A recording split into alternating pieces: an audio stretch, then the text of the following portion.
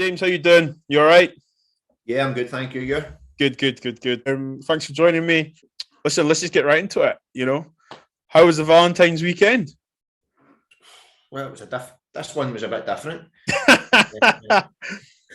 Being in football, you're depending on when the 14th of February arrives. You're normally, you've got a game. You're preparing for a game. You're training, whatever it may be. If you're lucky enough, and it comes on a Sunday, or if you've got a partner, your wife, your girlfriend, whatever is lucky enough, then it falls on a Sunday and you've got the day off. This time it was a bit different. We had the Scottish Cup tie. It was a Monday night. We played Peterhead away, so we had been preparing for that on the Saturday and Sunday, which I was delighted about. As I said, I've got 4 girls in the house. I'll admit to that. They're not my girlfriends. I've got a wife and 3 kids and 3 daughters. Stress. Yeah, stress, but they're great.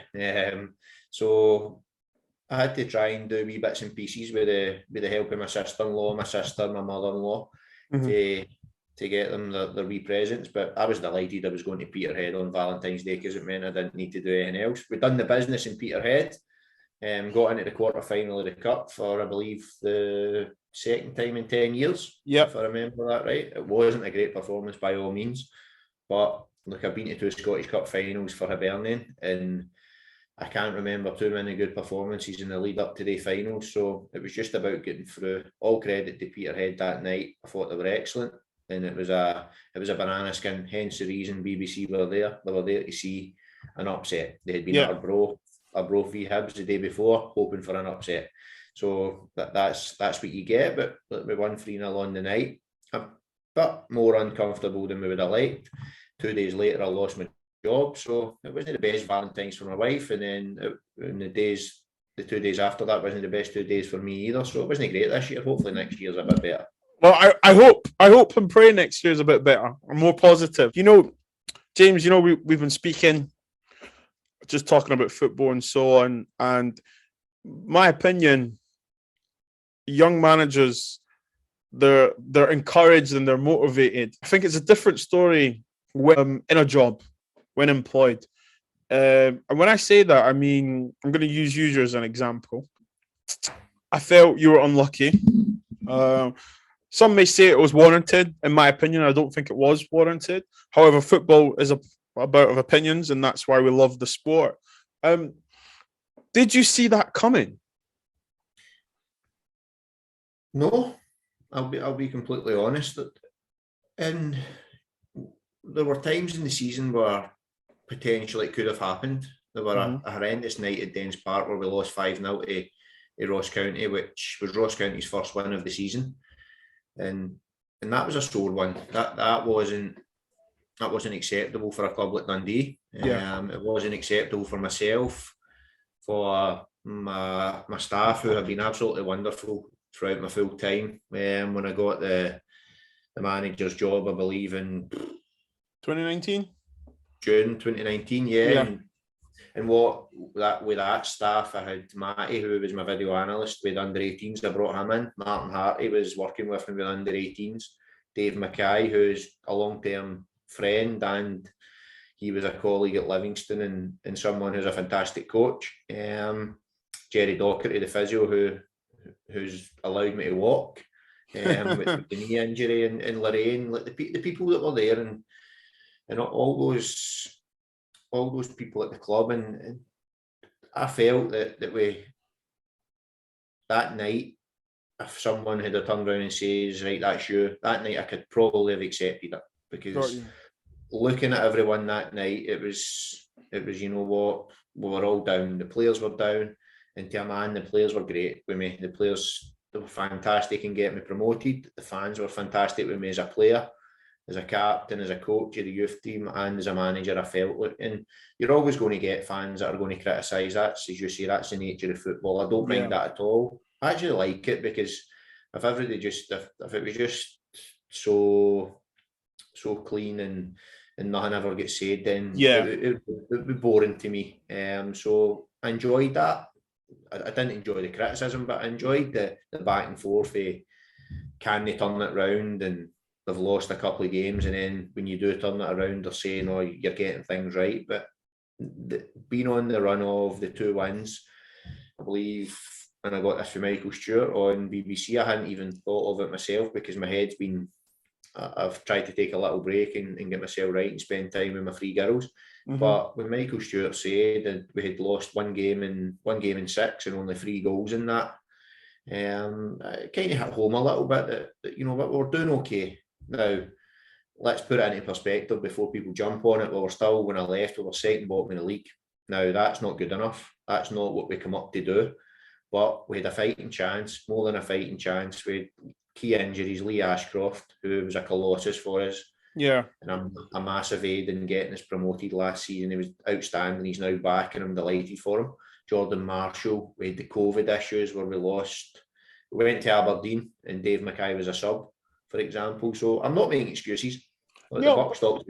The buck stops with me. I accept that. Yeah. But after the wee run, and in particular when I heard Michael saying that, and I reflected a wee bit on over the past couple of weeks, and you know what, when I look back on it, and people disagree with us, loads of people disagree. I believe myself and that staff of people and those players done a good job at Dundee Football Club over the period, because when we took over, the club was in the Championship. Yeah. They had just been relegated. It was a complete clear out. The first season, we never got the chance to get promoted. We had a good run, and a lot of that was down to the recruitment in January with Christoph Berra coming in, who was fantastic. Connor Hazard was fantastic, and I think we were playing them firmly on the Saturday, if I remember, to overtake them to go into second or third place anyway, with maybe 5 or 6 games to go, maybe a little bit more than that, and then the game got called off on the Friday. We beat Ayr United on the Tuesday night, and we're well in the playoff places, and I'd have fancied ourselves that season as well in the playoffs. So that get cut short. First chance of getting up, you find Hearts in the league because they come down because of COVID. Hearts have a budget. The budgets don't win you leagues, but when it's 10 times your budget, then it gives what can you do? Do you know what I mean? A right good chance. So we got up. We thoroughly deserved to get up that season. We hit form at the right time. We comfortably get through the playoffs, and as I say, the rest is history. But the season wasn't great. I'm first to admit that. I'm a realist. I know we wanted to. When I joined Dundee the first season, we finished in the top 6 under Paul. Worked under Neil, and we had really good teams at Dundee at that point. And I wanted to not replicate that, but I wanted to put my own stamp on it and get a really good team at Dundee that could compete to get into the top 6. But it was also realistic that the first season was about survival, and I believe that we were on course to survive. Others will disagree, but as you say, it's about opinions. I'm old school. I'm the eye test. You know, I watch games. I watch football. People say stats. You know, the stats are there, and the stats don't lie. You know, the numbers don't lie. And, you know, what Michael said is true. And I think, realistically, if you are a realist, survival, once you come up, survival, and then you build. Like you said, you had a fighting chance. And I believe you did have a fighting chance. I was very shocked when I heard and read the news. You're now away from the club. But just to shed a bit of light in the club, you know, you said you had a great team there. What was it like for you working there? You know, obviously you went from being captain, player, caretaker to then manager. What was that journey like? Amazing. It was. I think at Livingston I spent potentially 9 years, but maybe 3 or 4 of those years was in the youth team, so I don't count that. Okay. I had 8 years at Dundee in the first team. First in 2014, I joined under Paul Hartley when they had just come up. I left Hibernian and came to Dundee, and we had a fantastic first season where we finished in the top 6, and they just come up. So it shows it can be done. What I will say though, there were no Hearts, Hibs or Rangers in the league that year. Yeah. Which made it, when you add those teams in, it does become a bit more difficult, to say the least. 100%. So to get up, and the buzz around the place with the owners, with John and Tim, and let's just put that on the line as well. They were excellent with me for the start. and I must say that, like, and people say the decision wasn't right, this, that, and the next thing. They were excellent with me from the start. In a playing capacity, we were getting back because I had left Hibs. I had just had back surgery. I had offers to go in to Derek McInnes was at Aberdeen at the time to go in and have a look at me. Jackie was at Dundee United to go in and have a look at me. I could have went back down to Coventry, a club I had played for before. Stephen Presley was a manager. But it was again to have a look at me to see if I could move. But when Paul came on the phone and I went up to meet him and sat down with him, and just right away I knew I wanted to sign for him. He didn't question the back. He just says, "Are you fit?" I says, "Yeah, look, I've been fit, and I believe I was fully fit, and I could have helped Hibs." I've said that in record. I don't need to go back over that. But I felt fit. I felt good. I think that season I played 37 games. I missed 2. One was a cup game. One with a broken rib, and one for the funeral of my father. That's all I missed. I missed that season. So for me, that was good, and that showed a lot of people who had maybe written me off that I was injured and I was never going to get back from my back. Second season, we started okay. We had a really good team there with Greg Stewart, Kane Hemmings. One of your colleagues, Rory Loy, was there, and that front 3 times they were excellent. And when they got going, we were a proper team that season. I can remember I was suspended. I got booked in a Dundee derby, the very last game in my first season. So I missed. Not like you to get booked, no? No, to be fair, I was all right. I think I get more bookings and sending off as a manager than I did as a player. The referees turned against me when as a manager for some reason. But no, when I travelled down to Kilmarnock in the first game of the season, and the second season of the Premiership, and they dismantled Kilmarnock that day, 4-0 down there. It was excellent. They were superb, and I was driving away, and I'm thinking, I'm not going to get back in this team and next week, because obviously they won the first game. I was suspended, and deep down I'm thinking, I'm not sure I want to go back in. But this time, because they were that good, and Sod's Law, it was Hearts we were playing. So the rivalry was there. I go in, we lose it. We go 1-0 up, a fantastic Kane Hemmings goal, and then we lose 2-1, and I give away the 2 goals. So that wasn't a great start to the second season. It's all about character building, James. Character building. We got going. We got ourselves going, and we done okay. And then in January of that season, I had the tackle with John Rankin, who's a good friend of mine. And that was the end of my career from that day. As a player, that was the end of my career as a player. I got injured on the 2nd of January, and I think the 2nd of January 2016. I think I officially retired in January 2018. Okay. And the club were good enough to give me a role within the academy. They brought it the SFA. The SFA had brought out this new criteria that they always do, and they were a curriculum. Okay. Yeah, curriculum or whatever word you want to call it. And I was head of professional programme. So I overlooked the under 18s, and we had a fantastic group. And that's the jumping forward for a second, looking now, Max Anderson was in that team, I think Max Anderson now's made 57 appearances. For the first team. 57 appearances. Finlay Robertson, 37 appearances. If I'm right. I'm trying to remember this for the other night on Sportshound. And Josh Mulligan, who's now in the team, and he's made 10 appearances. Now, you add into that Lyle Cameron, we gave debuts to Harry Sharp, Sam Fisher.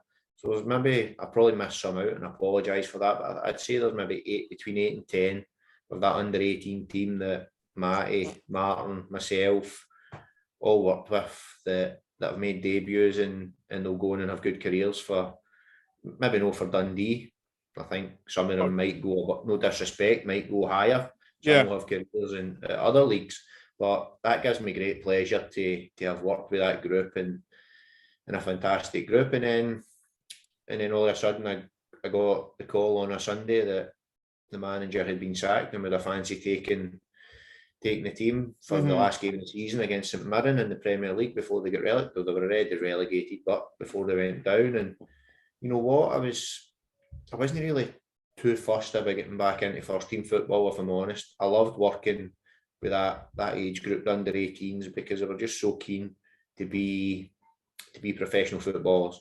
Yeah. They wanted to learn, they wanted to work, and they would have worked all day. You could drag them off the training pitch, and I now believe that's why Max is doing so well, Finn's doing so well, Josh is doing so well, Lyle Cameron will go on to have a fantastic career, I'm sure. That's why they're all doing so well. But when I got that phone call, the butterflies in the stomach went, and I thought, you know what, that's just first team football again. I walked back into it, and then I took that game, and then the next season I got offered the manager's job, and I had the bug back again and being around first team environments, and it was great. Look, it really was.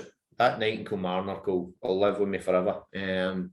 Just seeing other people, not for me, but I took a wee bit of time to sit back and watch the players celebrate, the staff celebrate. Because bearing in mind, there were limited fans. I think there were 500. Yeah. But seeing them celebrate and just seeing the joy on the faces of those people, the staff that had taken pay cuts or stuff like that, or the players that had taken pay cuts, all credit to them, everyone. But seeing the joy in their faces that night meant more to me than probably the achievement of being a young manager, getting a promotion. It just looked brilliant. And I sat in a corner, then I sat in the bus. I'll admit I had a beer on the bus, but I just sat and I soaked it all in. Yeah.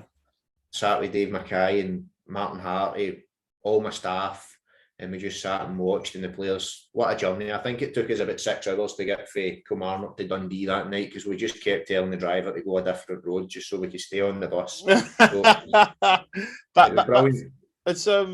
It's so good to see you talk relaxed, passionate about football. And you know, I hope what you said about the young players as well, you know, wanting to be professional football players, you know, and the proof's in the pudding right now with these players, isn't it? You know, we were talking about, I was saying about, you know, I didn't play football anymore and stuff. And did you have a period where you thought, what am I going to do now? When you officially retired, before the curriculum of the SFA came out, did you ever pause? Because what you've just told me there, you're on the go. Yeah, no, I didn't, because, and again, credit to Dundee, when, again, I don't think it happens, and I've been critical in the past of football clubs that don't look after players when they're injured. Now it's a bugbearer of mine. I played in England, and I see the way the English PFA in particular, and this isn't a slight on the Scottish PFA or the PFA Scotland, because they've not got the funds that the English one do.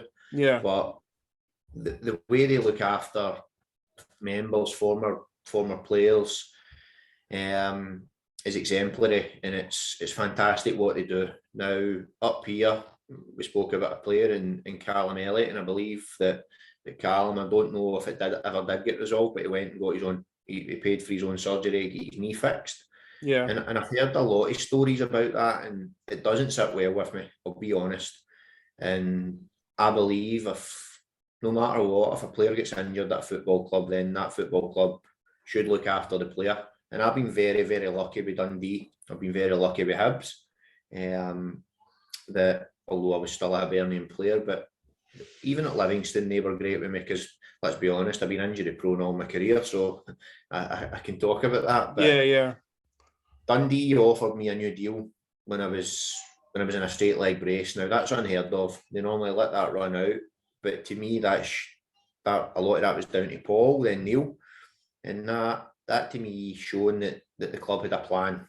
Now I don't know if the plan was to eventually be first team manager, but I started my coaching badges when I was 24 at Coventry. Okay. I had my pro license when I was 34 or 35. So okay, I had done all that 34, I think. Yeah, so it was something I was keen to get into, but I had never set my sights on first team level. But Dundee had said, when you do retire, there'll be a place in the academy for you. That's brilliant. Which as a football club, I think that's great. But going back to that, I think something needs to be done. Whether it can be done, I don't know. But if a player gets injured playing for a football club, then I think there's got to be a duty of care from that football club to look after players. And in my opinion, it's not done enough. But can I change it? Probably not. But I'm just lucky that Dundee done that with me. But I never had a plan. It's probably now I'm sitting thinking, what am I going to do now? Mm-hmm. But this is the first time. It's 37. I've been into football full time at 16 or 17, and I'm now 37, and I'm sitting every day. But my wife's giving me plenty of housework to do. And you look good. You look good for 37. You look good for 37. No, thank you. If you'd have seen me a couple of weeks ago before I lost my job, I'm not sure you could have said that there. Do you know what? I want to go back to obviously the point where obviously you're no longer employed with them. Listen, reporters, fans, we read the articles you see in the Sky Sports News, the reports, and so on and so on. But for the individual that's lost their job, we tend to forget about that part, because automatically as football fans, we look at the record, we look at how they were playing, we look at the results, the interviews, pre-match interviews, post-match analysis, but we actually forget about the individual, in this case yourself, how you are, how you dealing with all these emotions and so on. And I just want to get into that a little bit, mentally, where were you?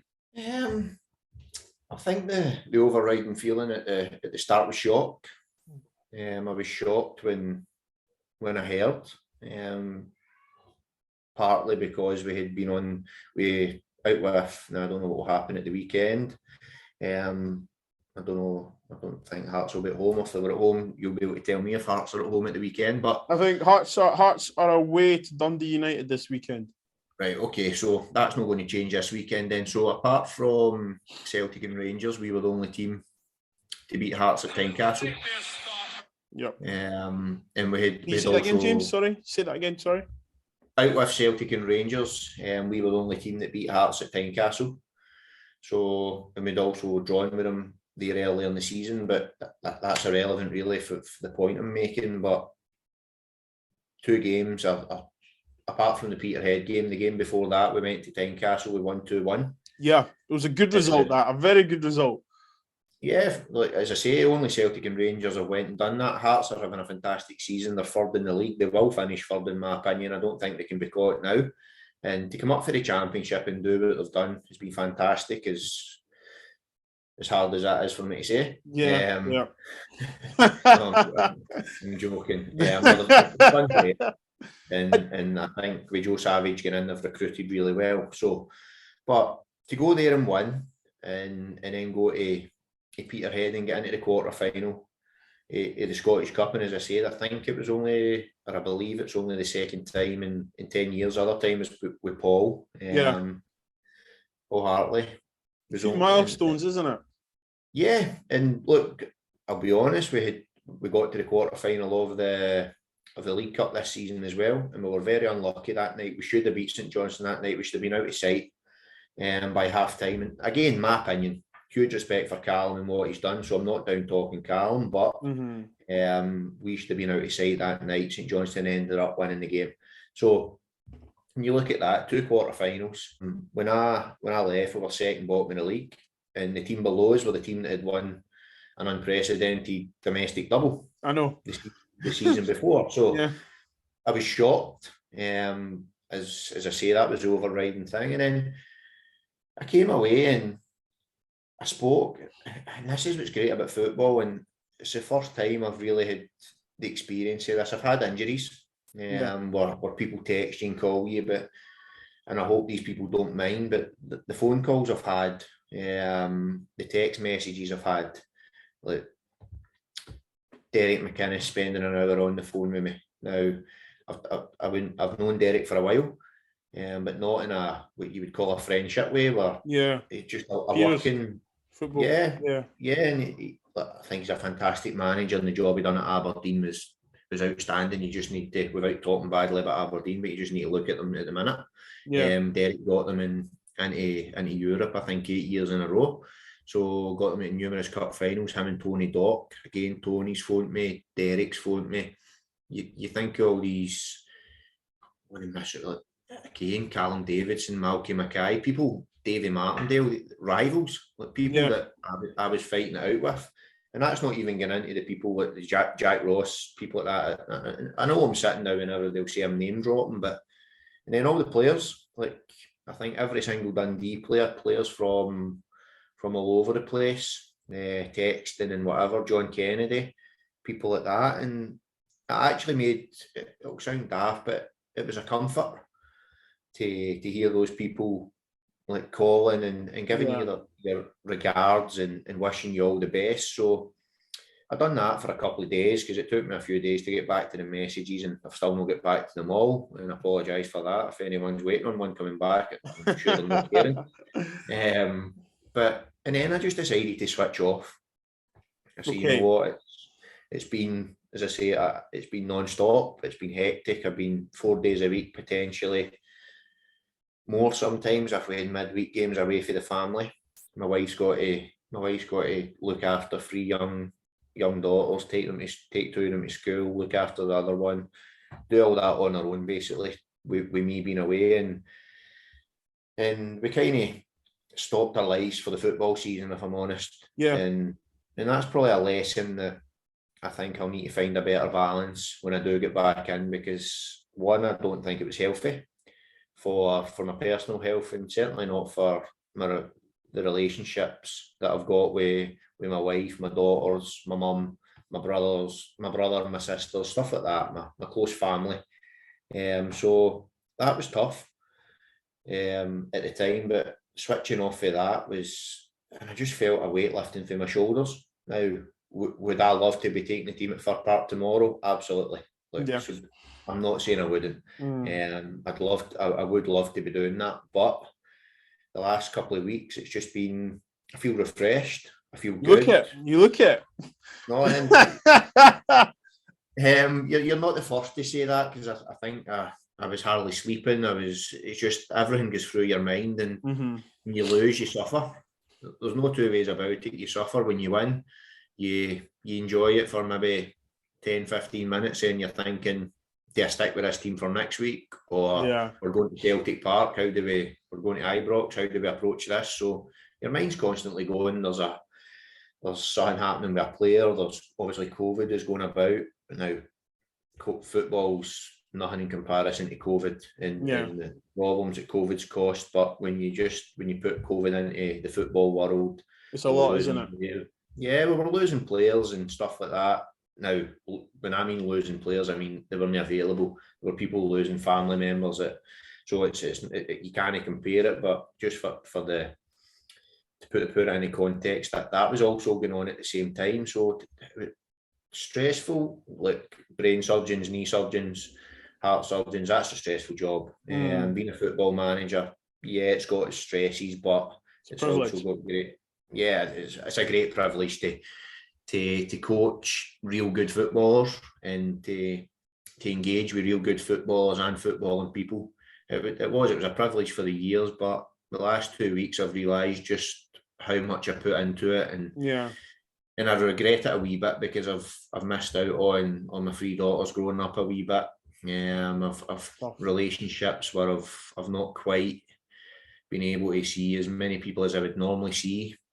And when I do go back in, I'll certainly be better for it and I'll find a better balance. But I'm saying that, I'll go back in and I'm sure I'll dive right into the deep end and I'll go back to normal. Right, so that's my final question, James. The hunger and the passion is still there. We don't have to. I don't have to ask you that. I can see that. Are you looking to get back in any capacity, or just first team football? You know what? It's a great question. Because of my experiences coaching at under 18 level, and I always had this in my head, and it was something I wanted to do, but I never had the time. I wanted to go down right through the academy as a first team manager and coach the pre-academy kids. I wanted to experience different levels. I'm lucky enough that I've got friends in the game like Lee Carsley, who's the under-21s manager at England. And I'm going to go and watch. They've got a camp in March, so all going well, I'm going to go and join up in that camp, and I'm not join up in the camp, but go and watch what Carzo's doing with England under 21s, because they've got some superstars in their team, and just just a few. Even doing it under 21 level, so I've had offers. Eric McInnes has offered me to go down. Paul Hartley's offered me to go up and watch. Malky Mackay, Callum Davidson. This is brilliant. These are all rivals. Like that, 3 weeks ago, I was fighting in a relegation battle with. So it's humbling from me.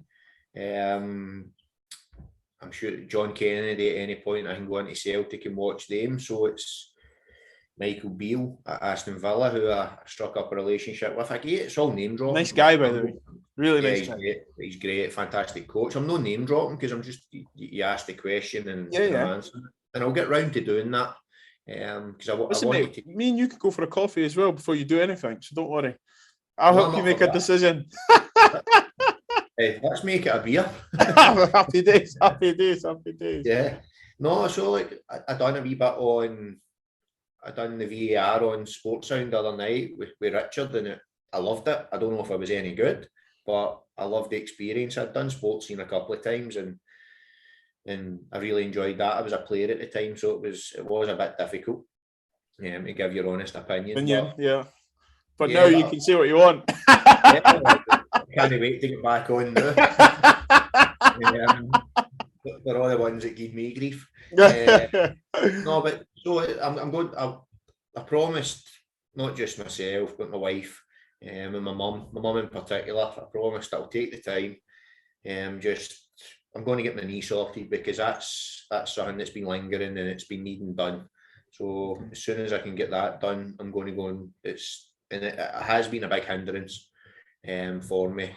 It's not stopped me taking sessions or whatever, but it's caused me a fair bit of pain at nights, and it needs sorted. So that, I think when it affects that part, isn't it? At night, sleeping, and listen, you said you've got three girls. You don't want to, no disrespect to anyone.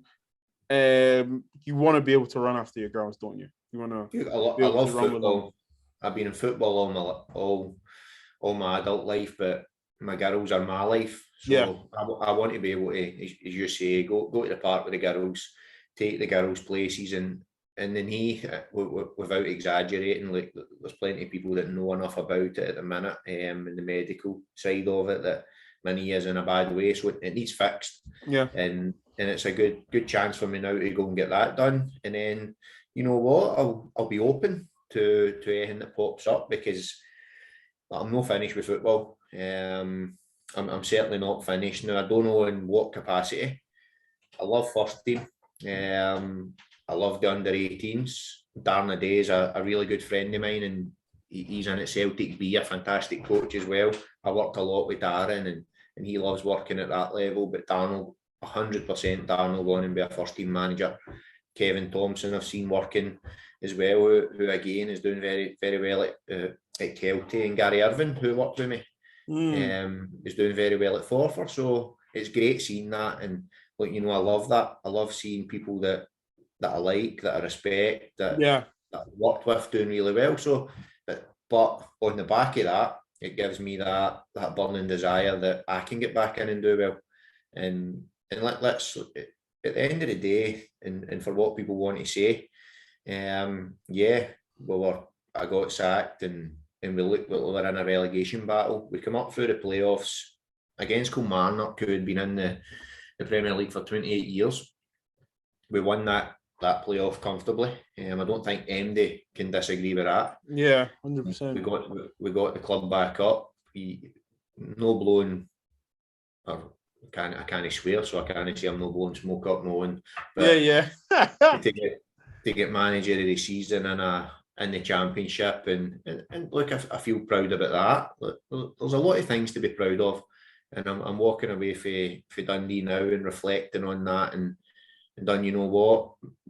I think I left Dundee, or I believe I left Dundee in a better position than not just me, my staff as well. This staff, I hate calling them my staff, because they're the staff at the club, and they've got their own jobs. They're not mine, just like that. They're not my players. But I think the players that are there, myself, the staff, we left Dundee in a better place than what we did when we took over, when they were in the Championship. Now I pray and I hope that they can get out of this somehow this season. Whether that's through the playoff, whether they can get close to Ross County, which is going to be a massive task, because Malky's got them flying, in my opinion.